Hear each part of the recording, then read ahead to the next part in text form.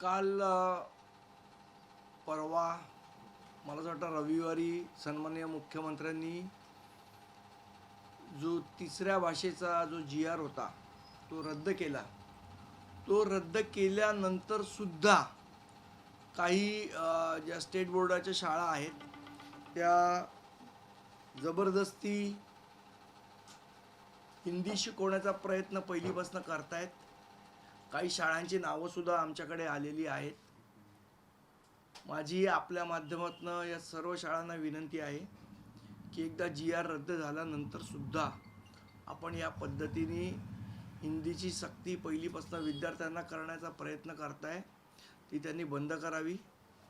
आम्ही त्याबाबतची तक्रार शिक्षण अधिकाऱ्यांकडे सुद्धा करतोय. शिक्षण अधिकाऱ्यांनी त्यांच्यावर योग्य ती कारवाई करावी, नाहीतर महाराष्ट्र नवनिर्माण सेनेला त्यांच्या विरोधात आंदोलन करावं लागेल. याची दखल त्यांनी घ्यावी. संदीपजी, सरकारनं तोंडी जरी घोषणा केली असली तरी जो लिखित स्वरूपाचा GR आहे तो शाळांना प्राप्त होणं फार महत्त्वाचं आहे. तर तशा स्वरूपाचं पाऊल सरकारनं अद्याप का उचललेलं नाही असं वाटतं? नाही, मला असं वाटतं एकदम मुख्यमंत्र्यांनी जेव्हा सांगितलंय की GR रद्द आहे तर उगीच कागदी घोडेची वाट बघण्यापेक्षा शाळांनी तो निर्णय घेतला पाहिजे. जेव्हा GR यायचा तेव्हा येईल तो 1-2 दिवसात मला वाटतं. पण जेव्हा माहिती आहे की त्यांना ही सक्ती रद्द झाली आहे तर शाळांनी पण त्याची जबाबदारीने अंमलबजावणी केली पाहिजे. मुख्यमंत्र्यांनी हा GR रद्द करताना आणखी एक वाक्य म्हटलं होतं ते अत्यंत महत्त्वाचं होतं की नरेंद्र जाधव यांच्या नेतृत्वामध्ये एक कमिटी स्थापन केली जाईल. तर त्याच्यामागचा उद्देश नेमका सरकारचा काय आणि GR काढायला एवढं उशीर का होतो? मला असं तातडीनं निघतं. मला असं वाटतं की आमच्या पक्षाची भूमिका स्पष्ट आहे. कुठली समिती स्थापन करा, त्याचा अहवाल काय यायचा आहे तो येऊ द्या. पहिलीपासून हिंदी सक्ती नाही म्हणजे नाही, या भूमिकेवर आम्ही ठाम आहोत.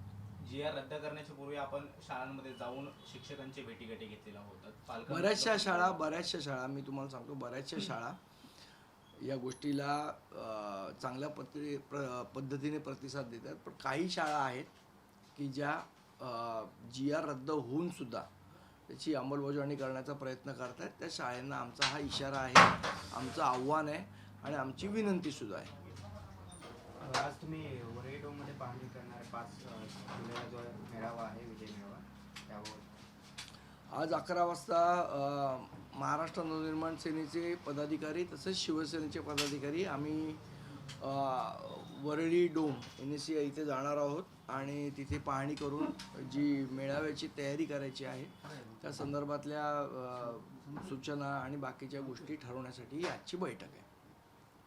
5 तारखेला जो मेळावा होईल त्याच्यामध्ये भाषण कोण कोण करेल याची काही माहिती? ते आमचे पक्षाचे वरिष्ठ नेते आणि त्यांच्या पक्षाचे वरिष्ठ नेते ठरवतील.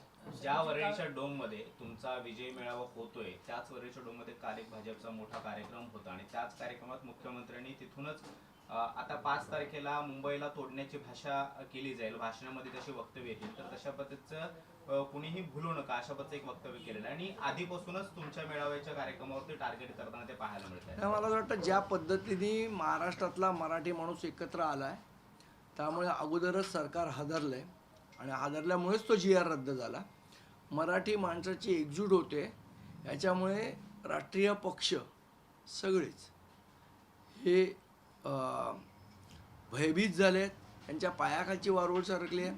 त्यामुळे आता प्रादेशिक पक्षांना टार्गेट करण्याचा कार्यक्रम आपल्याला वेळोवेळी दिसेल. एकट्या पक्षाकडून गर्दी जमणार नाही म्हणून आता सगळ्या पक्षांना बोलवतात असं मला असं वाटतं त्यांनी एकदा आमचा पण आधी झालेला डोममधला मेळावा बघितला असता तर त्यांनी अशी बोलण्याची हिंमत केली नसती. कदाचित त्यांची मेमरी लॉस थोडा जास्ती आहे. भाजपच्या नेत्यांचं म्हटलं जातं की जे मराठीचा किंवा मुद्दा उपस्थित करतात आहे त्यांची मुलंच बॉम्बे स्कॉटिशमध्ये शिकतात. मला असं वाटतं की कोण कुठे शिकतंय आणि CBSE असेल ICSE असेल, इथे ज्या पद्धतीने तिसरी भाषेची सक्ती केली जाते, मुख्यमंत्री म्हणून तुम्ही काय करताय? मुख्यमंत्री म्हणून तुमची काय जबाबदारी नाही का? प्रत्येक गोष्टीची आंदोलनं आम्हीच करायची? एका राज्याचे मुख्यमंत्री म्हणून तुमची जबाबदारी नाही? आज स्टॅलिननी तामिळनाडूमध्ये तिसरी भाषा रद्द करून घेतली, CBSE मध्ये पण ICSE मध्ये पण. मग आमच्या मुख्यमंत्र्यांना का असं वाटत नाही की आपण करावं? का आमच्या आंदोलन होण्याची वाट बघतायत का मुख्यमंत्री? स्वतःहून काही गोष्टी मुख्यमंत्र्यांनी कराव्यात ना. सगळी जबाबदारी आमच्यावर ढकलून तुम्ही काय फक्त सत्ता उपभोगणार का? भाजपकडून एक प्रचार सातत्याने केला जातो, जेव्हापासून हिंदीचा सगळा मुद्दा उपस्थित करण्यात आला, जी रद्द करणं सरकारला भाग पाडण्यात आलं, मात्र उद्धव ठाकरेंनीच तो अहवाल स्वीकारलेला होता, हिंदी आणि इंग्रजी अनिवार्य करण्यात. मला असं वाटतं त्यांच्या पक्षाच्या लोकांनी त्याचं एक्सप्लेनेशन दिलेलं आहे काय द्यायचं ते.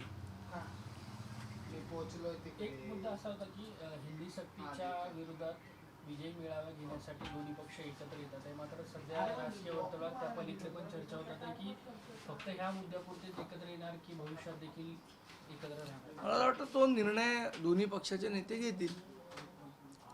कुणाची युती व्हायची किंवा नाही करायची हा त्यांचा प्रश्न आहे, मात्र आम्ही खऱ्या अर्थानं देशाच्या हितासाठी लढणारे आहोत असंही मुख्यमंत्री म्हणतात. मला असं वाटतं की ते देशभक्त नाहीत असं कोणी म्हटलेलंच नाही ना, कशाला स्वतःला लावून घेत आहेत? पण ते बाकीचे देशभक्त नाही आहेत असं म्हणतात विरोधकांना. नाही, आता विरोधकांना त्यांनी काय बोलावं काय नाही हा त्यांचा प्रश्न आहे, पण देशभक्ती हा काय भारतीय जनता पक्षाचा मक्ता नाही आहे. मला असं वाटतं जेव्हा ऑपरेशन सिंदूर झालं तेव्हा बाहेरच्या राज्यात पण तुम्ही विरोधी पक्षालाच पाठवलं ना, त्यामुळे देशभक्ती आमचाच ठेका आहे असं कोणी म्हणू नये, योग्यही नाही आहे ते.